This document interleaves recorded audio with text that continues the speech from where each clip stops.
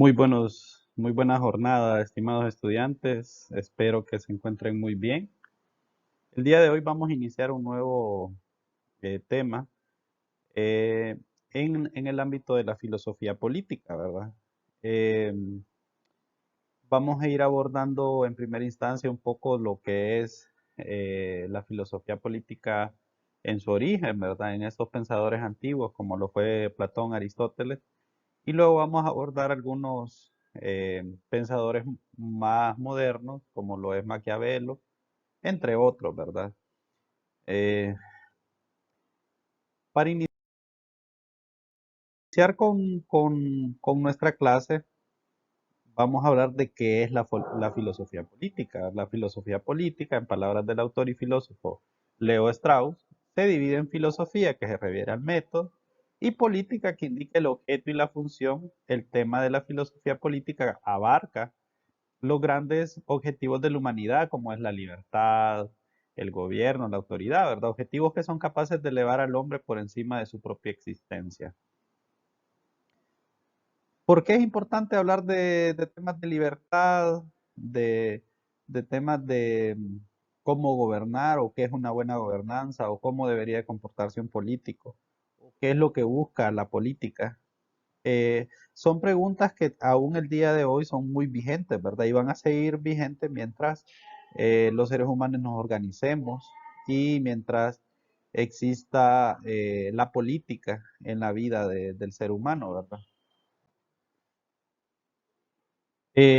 Bueno, el origen de la filosofía política, pues, surge en la antigua Grecia, siendo Platón y Aristóteles los primeros pensadores en elaborar teorías sobre el gobierno de la polis griega, ¿verdad?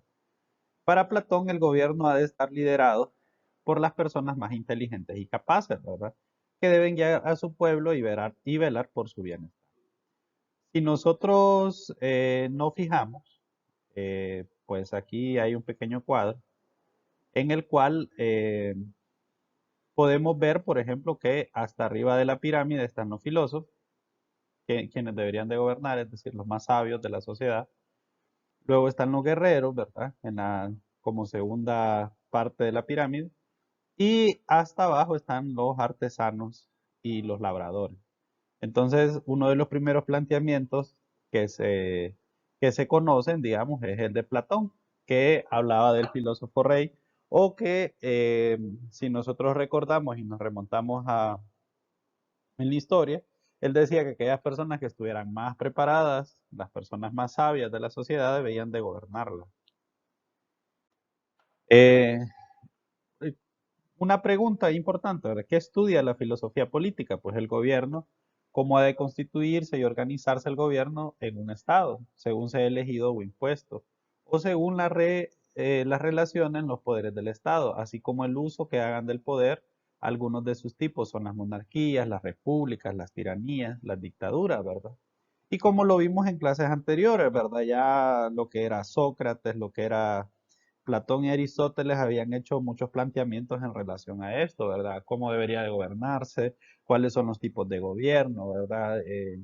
Veíamos el tema de la degeneración, de que, por ejemplo, una monarquía se convertía en una tiranía, una oligarquía, una aristocracia en oligarquía, y que la democracia en, en demagogia.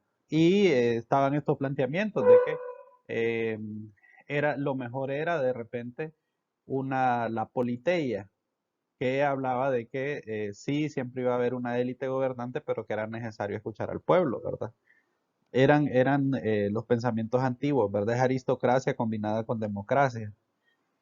Y que también el derecho, que son las reglas que han de regir la vida en la sociedad, así como quién forma parte de la ciudadanía.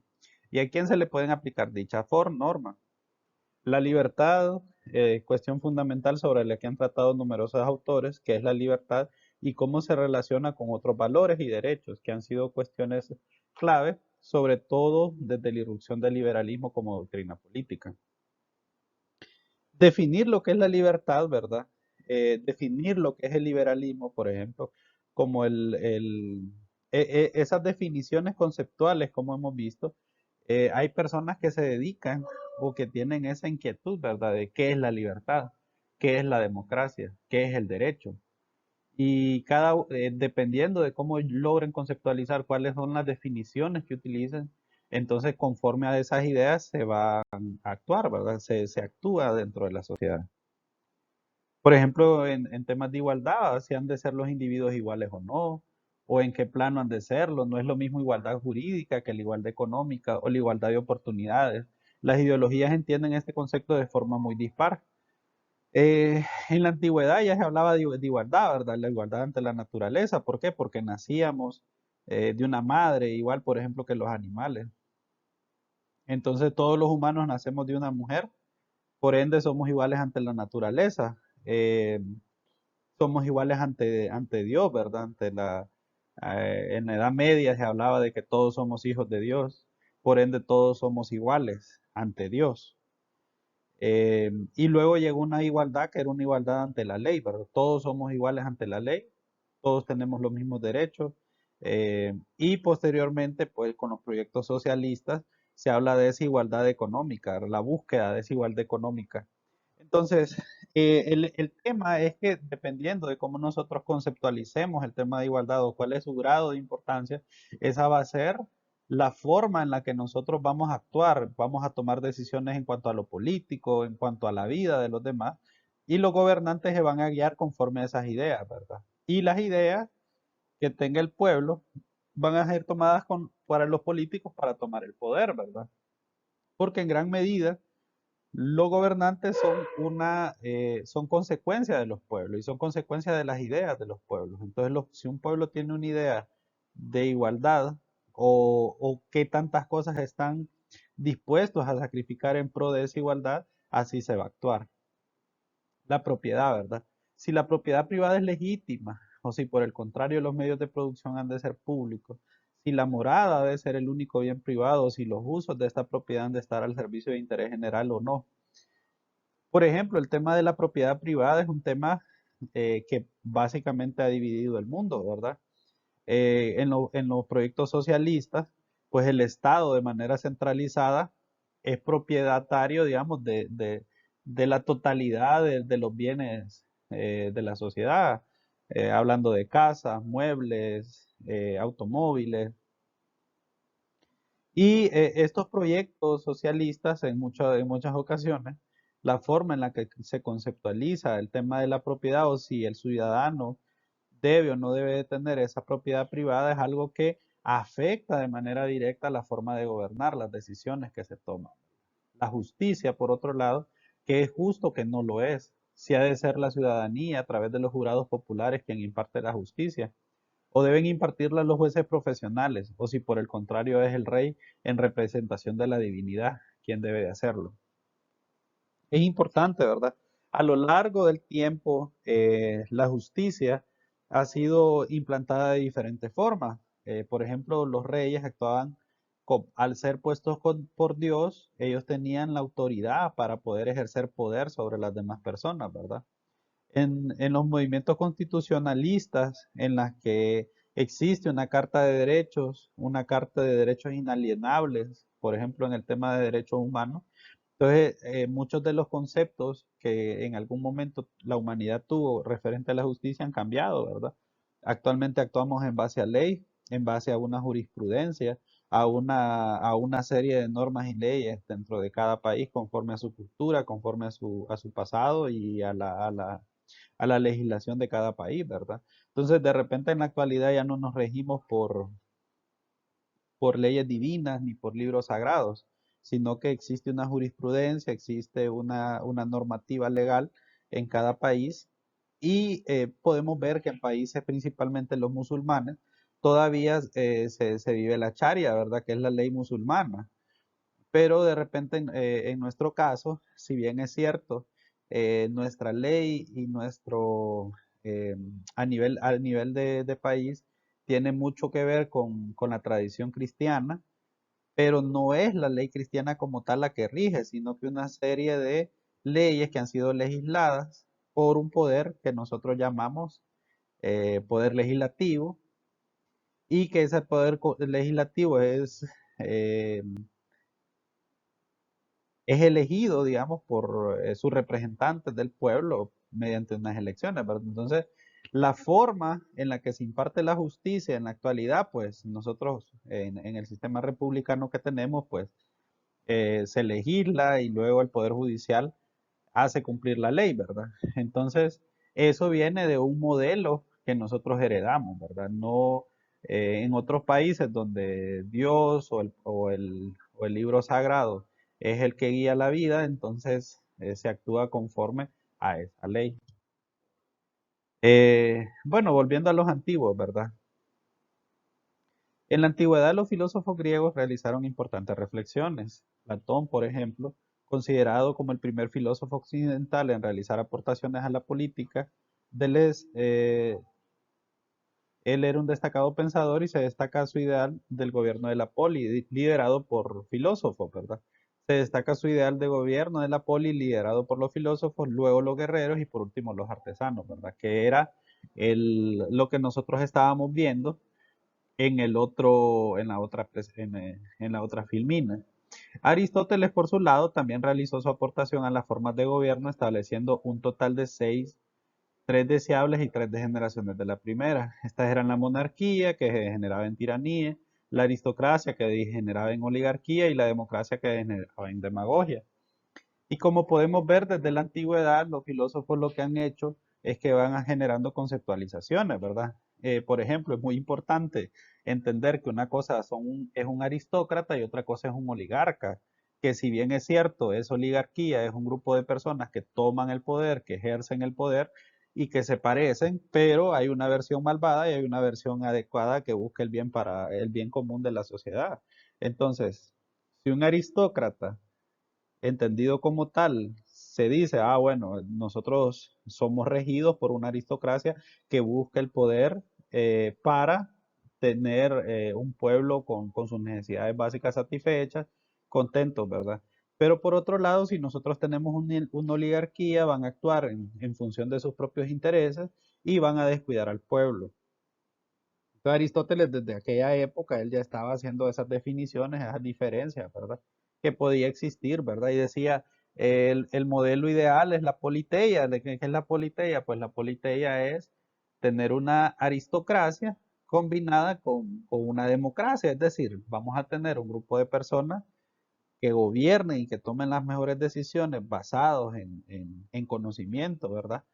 En reflexiones, propias y adecuadas para cada situación, pero vamos a escuchar los deseos del pueblo, es decir, combinar tanto la aristocracia como la democracia. Eh, bueno, ya hablando un poco de modernidad, pero estamos hablando de ya hace unos 500 años atrás, tenemos a Maquiavelo, ¿verdad? Maquiavelo es uno de los personajes más interesantes, ¿verdad? Cuando se estudia filosofía política moderna. Y como vemos, nació él en 1469 y muere en 1527, ¿verdad? Y él establece el Estado como objeto principal de estudio. Vamos a ir leyendo algunas de las frases que dice Maquiavelo y vamos a ir haciendo las reflexiones correspondientes, ¿verdad? Decía Maquiavelo, la política no tiene nada que ver con la ética, la moral o la religión. Nicolás Maquiavelo fue un pensador, pero sin un sistema filosófico concreto. Dice, si Tomás Moro fue un idealista, Maquiavelo está en el extremo opuesto. No se distinguió ni por su amor ni por su respeto a los semejantes. Procurar el bien moral o material del pueblo quedaba relegado frente al objetivo de afianzar el poder del déspota. Maquiavelo rechazó cuanto fuera idealismo y teoría, aplicó al sentido práctico. La política nada tiene que ver con la moral, la ética o la religión. Eh, ¿Qué sucede? Que lo que él propone es algo conocido como un realismo práctico. ¿Por qué? Porque el fin último del gobernante es la felicidad del pueblo y si es necesario mentir, traicionar, injuriar, siempre manteniendo la prudencia. Vamos a ser prudentes y cuando es necesario, decía Maquiavelo, traicionar, mentir, injuriar, pues lo vamos a hacer para conservar el poder. Porque Maquiavelo no le estaba ofreciendo el cielo, no le estaba ofreciendo riquezas al príncipe, lo que le estaba dando eran consejos para mantenerse en el poder como fin último. y que no era necesaria la moral, ni pensar en las cosas como deberían de ser, sino lo que son en sí. Por eso, es decir, ¿es correcto, es incorrecto mentir? De repente es pecado, va en contra de la moral, pero si es necesario para mantenerse en el poder, entonces se miente. No importan los medios, sino sus resultados. Lo que se busca es la capacidad de manipular la situación.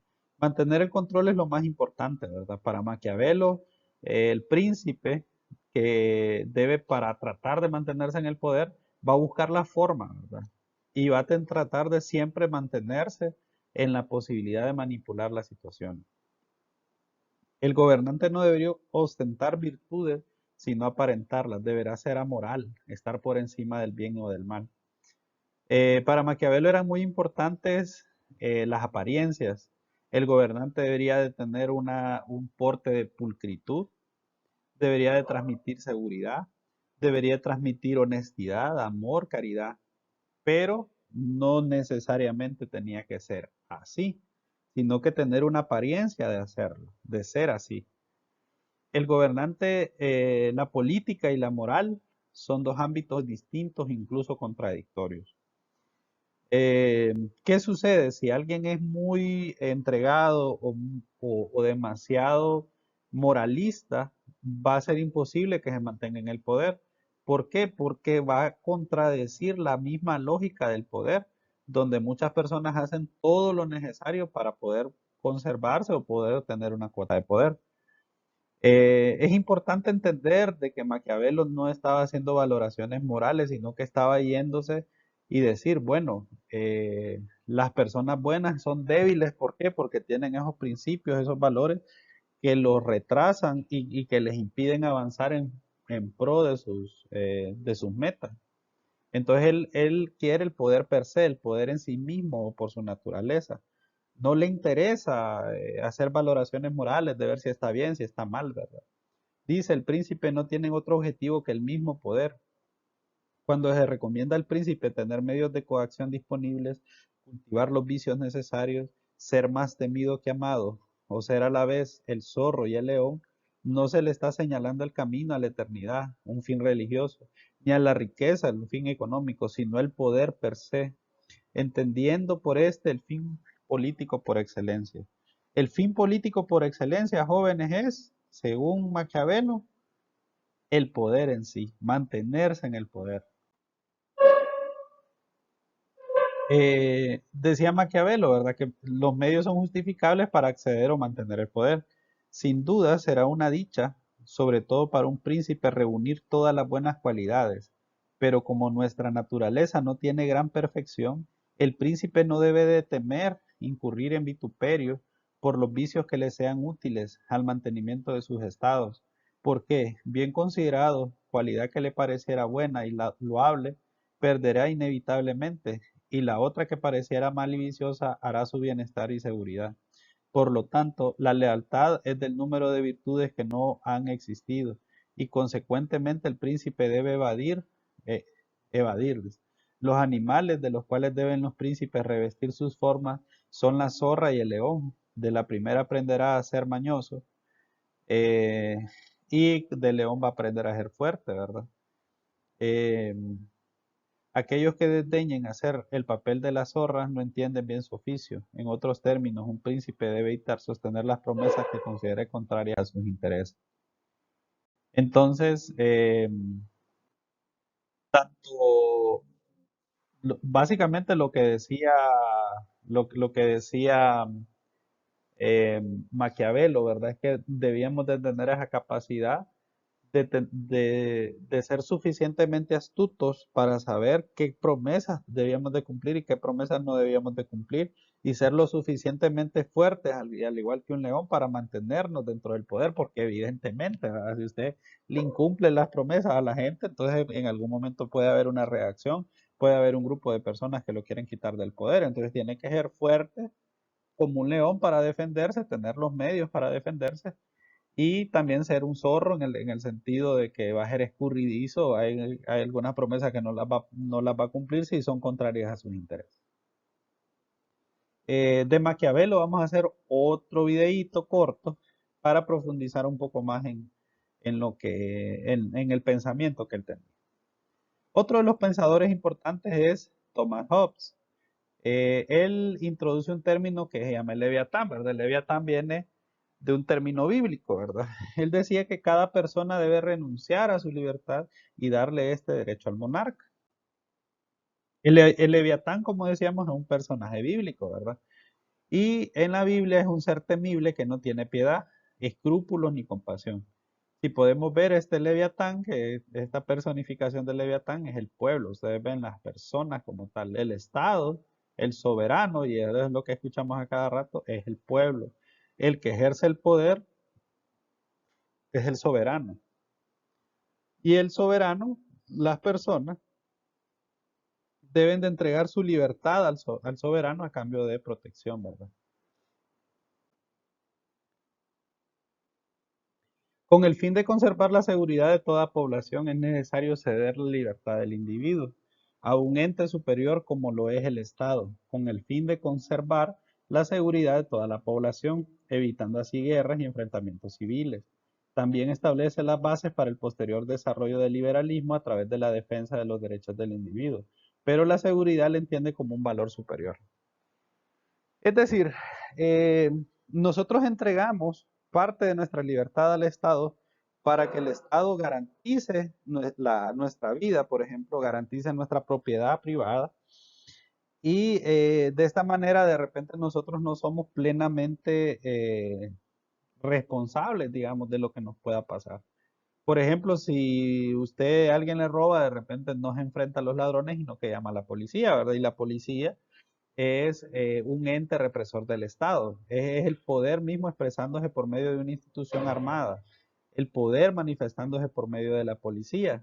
Entonces, lo que dice Thomas Hobbes es que nosotros debemos de entregar nuestra libertad a cambio de esa seguridad que nos puede proporcionar el Estado. Eh, Decía también de que el Estado era un ente terrorífico, pero que era necesario. Básicamente, Leviatán, el gobierno, es una figura terrorífica, pero necesaria, que para Hobbes sirve para hacer que predomine una cierta paz y orden, necesarios para que la civilización progrese y los individuos no amenacen ni sufran amenazas o ataques por parte de otros individuos. Él introduce una frase bien interesante que dice Homo homini lupus es decir, el hombre es el lobo del hombre.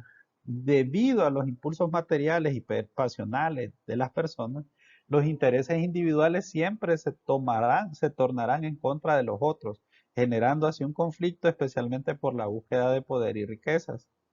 Homo homini lupus el hombre es un lobo para el hombre. Por esta razón, los pilares en la construcción de la sociedad son la ética, la moral y la justicia.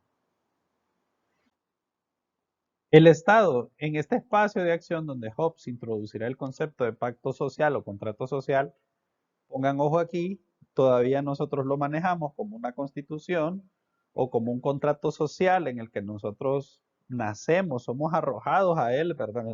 No significa que usted vino y firmó ese contrato, usted nace, es arrojado, estirado a este contrato social. Dice Hobbes, introducirá el concepto de pacto social o contrato social manipulado y elaborado por los hombres para asegurar la seguridad y protección individual, para poder acabar así con los conflictos enfrentados por los intereses individuales. Para Hobbes, la única función del gobierno es establecer y asegurar la paz, la estabilidad de la sociedad. ¿Qué sucede? O sea, ustedes, los seres humanos, confiamos mucho en este pacto social que nosotros como individuos nunca hemos firmado, pero sabemos de su existencia, ¿verdad? Sabemos que no es correcto que nos roben, que nos maten, que nos violen. O sea, no, eso es incorrecto, es inadecuado. Y el Estado va a asegurar que eso no nos suceda. El hombre es el lobo para el hombre. Con esto Hobbes manifestaba la maldad que pudiera existir en el hombre en sí. Si ustedes se ponen a pensar, el mayor miedo de las personas no es, por ejemplo, que lo ataque una jauría de leones o de rinocerontes, ¿verdad? No, los seres humanos le tememos a los otros seres humanos. Entonces, Thomas Hobbes decía, el hombre es el lobo para el hombre por eso, porque a lo que más le tememos es a nosotros mismos como especie.